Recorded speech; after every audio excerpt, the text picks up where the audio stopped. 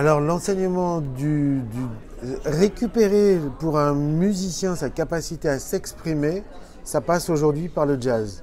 Mais autrefois, les jazzman, c'était Bach, c'était Beethoven, c'était Chopin, tous les musiciens improvisaient. Les baroques improvisaient à plusieurs en se balançant des cadences. Un nom de cadence, ça voulait dire une grille d'accords et en même temps ça voulait dire un rythme. Donc récupérer, j'allais dire encore une fois, cette capacité à s'exprimer derrière son instrument, c'est important. Le jazz a restructuré ça. Parce qu'au 19e siècle, on a arrêté d'apprendre dans les conservatoires l'improvisation aux musiciens. On a décidé que le patron, c'était le compositeur et le musicien n'était plus qu'un simple exécutant.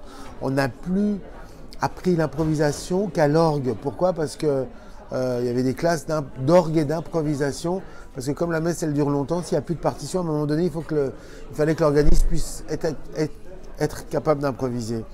Bref, comme la musique n'aime pas qu'on l'enferme, elle a traversé l'Atlantique et c'est devenu le jazz. Il y a des règles pour improviser. Il y a des règles harmoniques, il faut beaucoup de travail.